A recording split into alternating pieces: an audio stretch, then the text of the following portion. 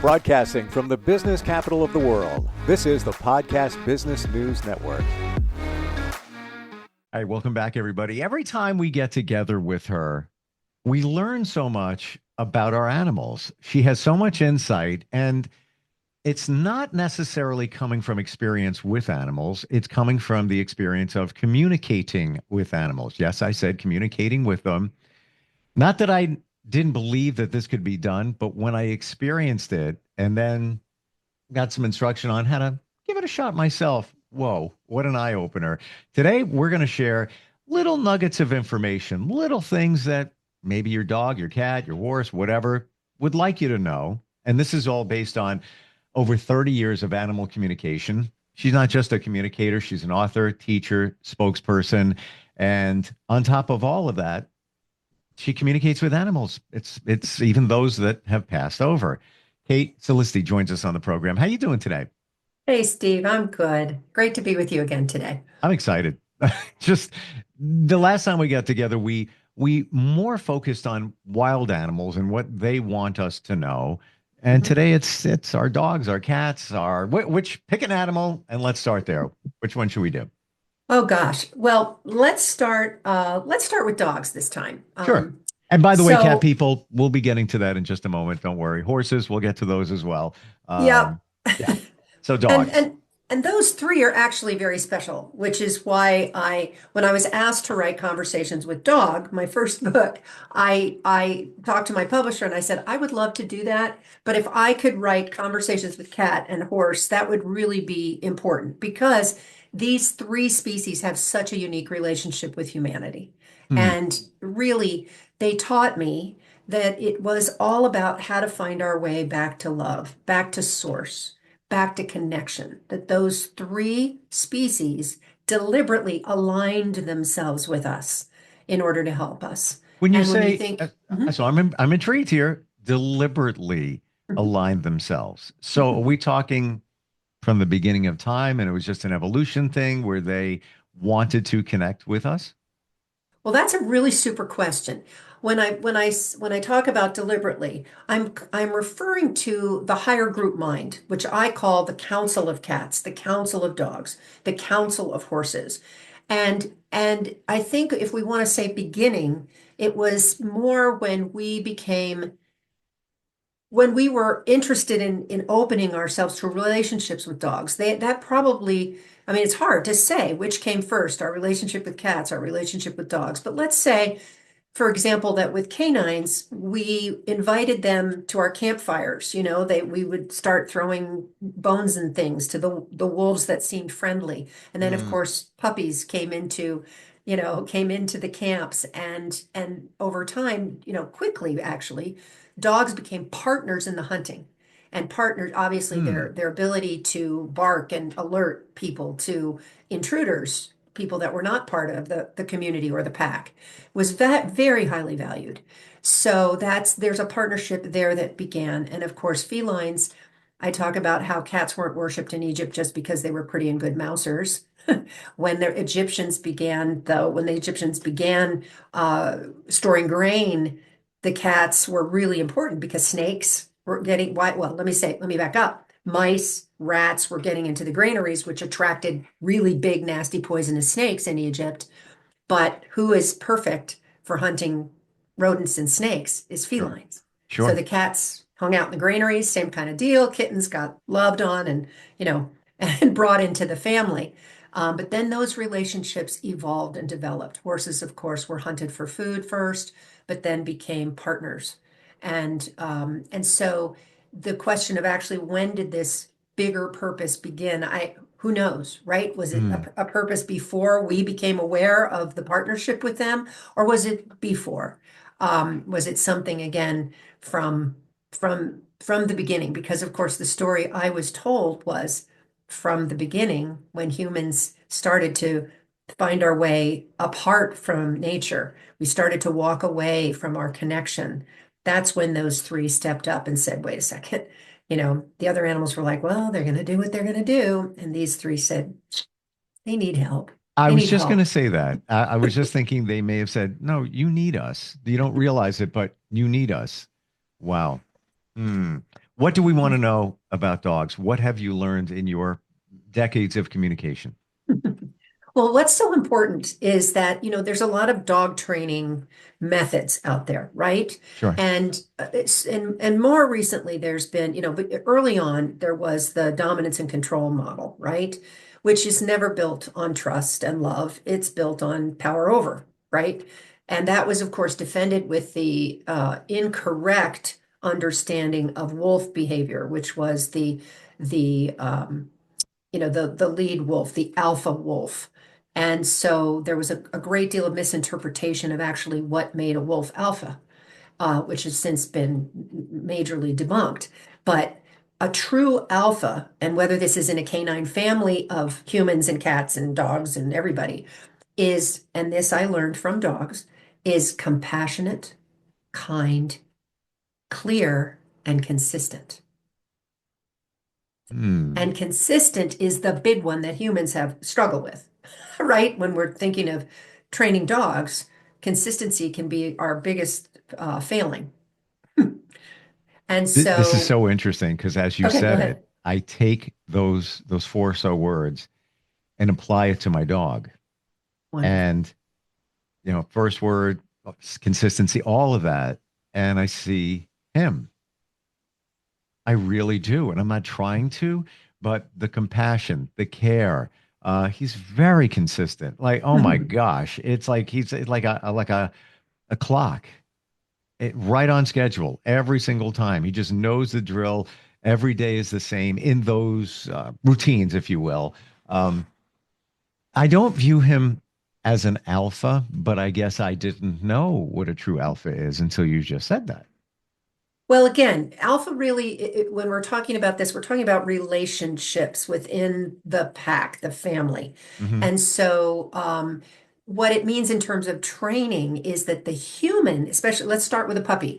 The human needs to be that strong, clear, consistent guide, because it's very hard on a young dog or a rescue dog if the human doesn't carry those qualities.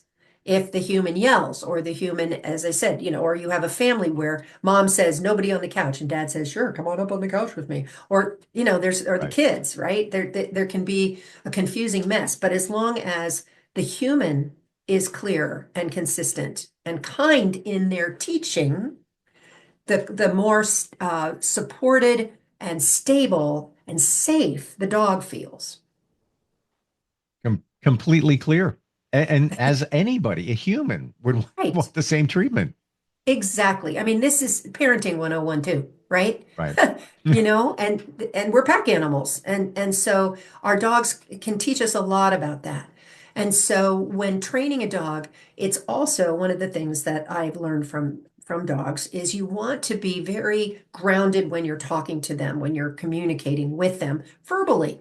And verbally, this is also another beautiful little tidbit I love is that when a dog is doing something you're not happy with, you use a low voice. You don't yell, but you really ground yourself. You're going to get in your alpha body, which means you're grounded, you're strong, you're clear, and you say, "Oh no, oh, buddy, no." And immediately, dog goes, "Uh-oh, Mama means business, Papa means business." That's what Mama Dog does. When she wants to get the puppy's attention, she growls. She uses a low voice. Mm. When Mama's happy, it's a high, happy voice. Oh, good boy, right? And people don't get that. The other thing that they don't get is when your dog is doing something you don't like and you go, no, no, no, stop. Now you're just barking at them.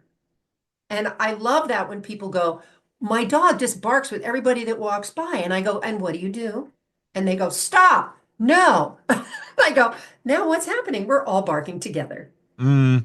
I will say that one word works with my cats and dogs, Hmm? and the word is out and delivered very low Yep. because when my cats are hanging out in let's say bedroom and it's time to go. Daddy wants to go to sleep. It's like out, out, Yep. out, out. And they're like, all right, I'm going. But they know what it means. And my dog does the same exact thing. But with the low voice, I get it. Even this morning, he wanted to go out. it's too early. That's not the normal time. I don't know, he's like a half hour early now. I don't know what just changed in his schedule, but I just say to him, lay down, lay down. And he's like looking like, all right, I really want to go out. I don't think he really has to go. He does, but it's not like an emergency. It Mhm. just he wants to go out. He hears things going on outside, but I want to get another half hour of sleep. But just saying those words, lay down, Mhm. lay down, lay down. He gets it. He knows. So I'm right there on your page with that. Yeah, and you're using a lower voice. You're not getting worked up. You're just saying this is No, how it is. And your exactly. energy is very clear, Steve. That's what's so important. When I talk about grounded, I'm talking about thinking about your feet being on the ground, but also focused. And also, when someone is very clear, their dogs pick up that energy. There's no messing around here. Dad means business. He really means this. It's not like, well, I really wish you would lie down. Can you please stop doing that? That's not helpful. That's just whining. They're just like, It's so if true. you're not going to be strong, if you're like, oh, can you please go back to sleep? They're going to be like, okay, I'll be alpha here because that's just not alpha behavior. So I'm going to jump on the bed and I'm going to say, let me out. Somebody's got to be the alpha. That's it. That's it exactly. And our dogs want us to be. But again, there's a lot of bad information out there. Alpha is the big bad wolf that, Right. throws somebody on their back. That it never happens.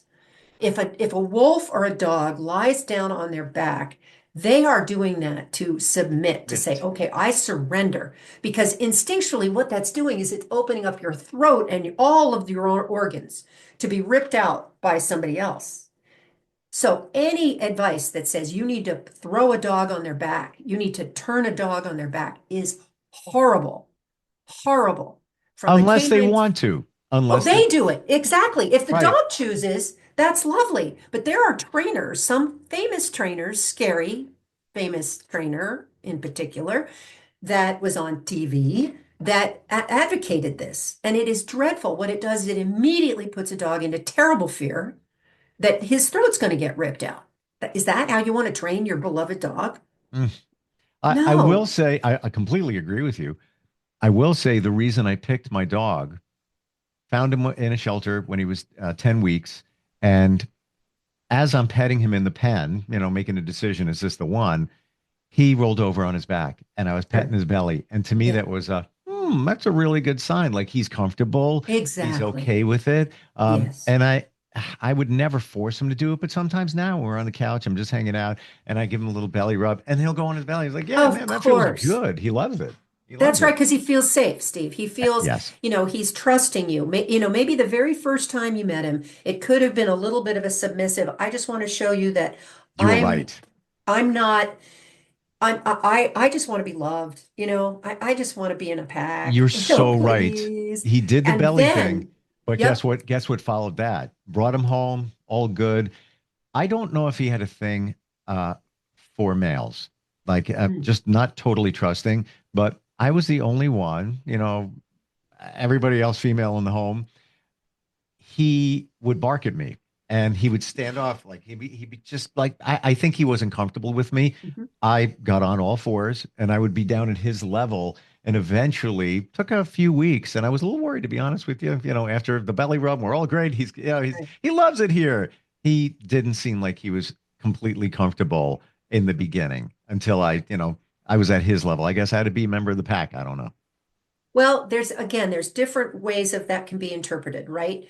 Because again, depending on how insecure he is, being on his level could be indicative that you're really not in charge. But clearly, you had in your mind, and this is the important part, is what is our intention? Because dogs, cats, horses, all animals pick up on this. We Mm. have the we have the saying dogs smell fear. Well, they smell everything else. They smell kindness. They smell an eagerness to be our friend, their friend, an eagerness to get along, a desire for them to feel safe and to learn to trust. They get all of that they pick it up biochemically, they can smell it, they can feel it. And so when you did that, your intention was, buddy, I'm not a threat to you.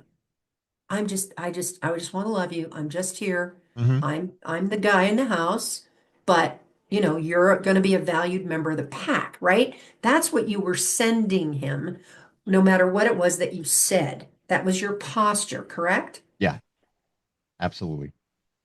So that's what he got.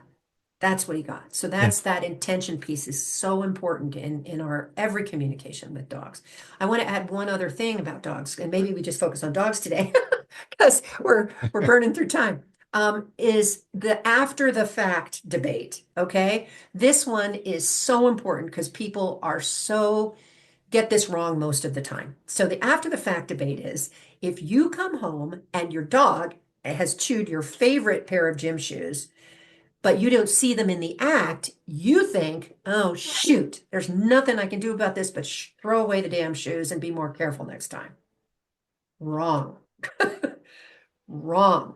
Mm. That you come in and you're like, oh no, my favorite shoes. And your dog's like, uh-oh, uh-oh, what's going on? What's going on? Oh, she's really, or he's really upset about the shoes. Uh-oh, what's happening? And then you take the shoes away and they're like, huh? Now, what you do that makes sense to a dog, as I began our chat, was, oh no, oh buddy, my shoes, oh no. And he's immediately going to go, uh-oh. Now, here's the next really important piece. You go get a toy and you take it to him and you go, oh, buddy, good boy. Always chew this. Always chew this. Good boy. Good boy. And he's like, oh, I get it. The shoes are a no, big no. Mom, dad's really upset, but the toy makes him or her really happy. I got it. Done. Now, Wow. They will make it's that connection. absolutely because you got to tell them why you're upset and what you're upset about. And this is critical in potty training. All right, same thing. Wow. That- People are like, I didn't catch him in the act. There's nothing I can do. Or Wrong. or the other part is it looks like or feels like to their person, the human, that you're rewarding them. Oh, here, take the toy. That was great. You did it's great to ensure here. Not if you do the first part. You got to do the first part, Okay, which is gotcha. show them you're really upset about the shoe. That's the no, right? That's the low voice. Oh no. So No, can no, I no. share a situation I'm in with my dog right now? Uh-huh. And it's kind of in the same territory. I'll take him out first thing in the morning, spend, 10 minutes, 12, 15. I'll come in, I'll get dressed, I'll come downstairs. Fortunately, I have no carpet. He'll he'll poo on the floor. I already took him out. Why Mhm. couldn't you have just done it when we're outside? Mhm. And I know that if I spend 20 minutes with him, 25 maybe, I probably would go. But I just don't have that time, especially fortunately it's getting warmer out. But in the winter, it's freezing out. Just go. I'm doing my part. Do your part. How do I encourage him to go to the bathroom when he's outside? Okay, now there can be a couple different things going on here at least, Steve. One is he needs more exercise in order to poop. Okay, that's one thing. So like you say, if it's cold and you just want him to get out and do his business, he just got up too. He hasn't moved around. There needs to be some peristalsis, right? I mean, technically, it's better for him maybe to eat first, unless, that may be something you need to find out. That could be one thing. Okay. Another thing is he wanted to spend more time with you, so he was upset, but it's more likely a physical thing. But you also wanted him. So how do you handle it when he does that? What do you do when you find a poop? I don't even know what to do anymore. Okay. I really don't. Well, one of the things that you do, and this is true of puppies and it's true of anybody who's doing this, is you pick it up, you go to poop with a paper towel and go, oh no. What's your dog's name? Tanner. Tanner. Tanner. Oh no. This does not belong here. Come on. And out you go. And you're using a good come on voice, so he knows you mean it. And you put it where it needs to go. And again, you say, good boy, always do your business outside. Good boy.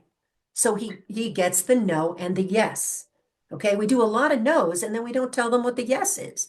So, Hmm. but again, I would be concerned that maybe it is a physical thing with him since he's not a disobedient dog. No. He's not trying to challenge you. So it could be the timing is too short for him to just have the, peristalsis I'm happen. leaning there too. So how many people say, after I go jogging, I go to the bathroom. It's great. Uh, Exactly. Yeah. Absolutely. No, this is a real important thing. This we have to remember there, he's not, it's people, it's amazing to me how often people say he's doing this to me. He's doing this on purpose. And No, they do this with no. horses all the time. Why won't he take that lead? Why won't he go to the left? Why is he being so stubborn? What is his problem? Mostly it's pain. 9 times out of 10, it's pain with a horse. And that makes me crazy. It's Oh, like, why are you assuming this horse is just giving you a hard time? But people who really love their horses really want to get to the bottom of it. I've had him checked, because often they're smart enough to go, okay, maybe it's pain. I've had it checked. I can't find anything wrong. That's why they call an animal communicator. We can't find out what's wrong. Can you help us? And that's checking in with the horse. We have just a few minutes, so I'm going to switch just a moment to horses, if I may. Is that okay? please. Yeah, Okay, absolutely. I'll tell a story. So I have a client in England. Now I'm in America. We're on the phone. And I have actually met this horse in person. His name was Brock, and he was a big Irish cob. And so my client called me and she said, he is limping and we can't find anything wrong with the pastern, the ankle and hock, the knee. We don't know what's wrong. Can you tell us what's wrong? Can he tell us what's wrong? So I tuned into Brock, and interestingly, he just flashed a picture to me because much of what I receive is in pictures, especially when we're trying to find out what is wrong. Where is that problem? Is it in your hock, in your shoulder, in where is it? And he flashed me this picture. First it was my hoof. My hoof is in pain, and horses have this V in their hoof and the inside's called a frog of the hoof. And it's very tender. It's a very sensitive place in their hoof. Mm. And so there's a hard part around, but then there's the sensitive part in the middle. It's very important for lots of reasons. So he's showing me that it's his hoof that is sore. But then he shows me flashes this picture, and I see something sticking out of the ground that looks like a pipe. And I said to my client, I said, is there, first of all, it's his hoof. He stepped on something that hurt his hoof, and he sent me this, this picture. And I go, and she says to me, can you ask him where it is? I'm like, okay, I'm in England. I'm in America. She's in England. Okay, I'm going to try. And he goes, southeast corner of the pasture. Okay. So lo and behold, she goes out to the pasture, and it had been very wet and a lot of storms and a lot of branches had fallen down, and then it got dry. So what happened was it wasn't a pipe, but it was a part of a branch sticking up through the now hard earth that he stepped on funny and Oh, just hit the frog just wrong. And she found it. She said, I found it. It's at a bad angle. And and the horses were under the tree looking for stuff. And so it was his hoof. And that's how he showed me. wow. I feel so bad for that horse just stepping on that. He was okay. I mean, he just bruised it. It wasn't badly injured, but the importance of working with an animal communicator because they were going to do all this stuff with his knee or the ankle, the pastern area, and that was not the problem. And he didn't need a whole, any injections or anything like that. He just needed time for that hoof to heal. So when you got that revelation from him, did he tell you what it was, or he just said where it was located, and then his person went out there and found it? Yeah, he just flashed me this quick picture of this thing sticking out of Oh, the you did. Okay, so ground. he did show He you sent a something picture. sticking out of it. Ah, Hmm. okay. Yeah, but Wow. it was really quick. And I was like, Brock, what else? And he's like, well, that's it. I'm like, okay. Um, yeah, Look at how much anguish, emotion, and also expense saved from a situation like that, because now you have to transport him to the vet. You got all these tests and imagery, invasive potential, all of that for not. And Mhm. now, of course, the expense of all of that. Absolutely. Wow. Absolutely. Yeah, so and that's an animal communicator who has the ability to look at things also like a medical intuitive. is an asset. It doesn't mean he or she is the final word. The vet needs to do what they do. We're not diagnosing. We're just giving our impressions from the animal. This is the place to look. This is, and again, my client checked his hoof, and indeed, that's where the tenderness was. She just didn't take my word for it. She had the farrier come and check, and Brock was like, "Oh, yeah," with his pulling his foot back. So yeah, you work with all your team. An animal communicator should be part of the team, with the vet, with the trainer, with other healers you're working with, but together. Yes, we can save a lot of money in tests and in the unnecessary tests because we can help zero in on where and also with surgery, where are we surgerizing the right place? There's so many aspects to the communication with animals. Just the insight, today alone, invaluable. I may be poop free soon. This could be, I hope so. here. But even just, and I always forget about this, but I feel it bears mentioning. If you have a rescue, you don't know what their life was like before, and that could actually dictate how they act now. Absolutely. And you can get those clues, and of course, the guidance from you, and of course, animals that have passed over. There's another aspect. So many, amazing. And you've been doing this for a while. A while, yeah, 33 years. I don't. There's a place for the vet. The veterinarian. Absolutely. There's a place for there. Yeah. Absolutely. But you can provide insight that maybe they can't provide or in conjunction with them. Thank you, Steve. And I would like to say in conjunction with, and there are some fabulous holistic veterinarians. There's the American Holistic Veterinary Association. American Holistic Medical Veterinary, AVHMA. That is where you can find a holistic vet in your area. And they often work with animal communicators, or some are animal communicators themselves. So this is critically important that we're not taking their place at all. We're working with them.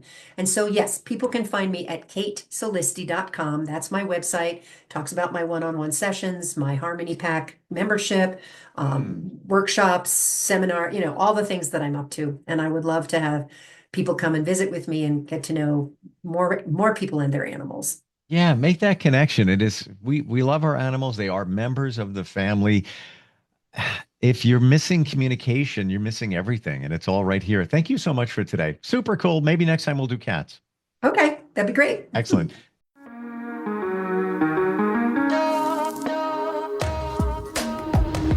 Broadcasting from the business capital of the world, this is the Podcast Business News Network.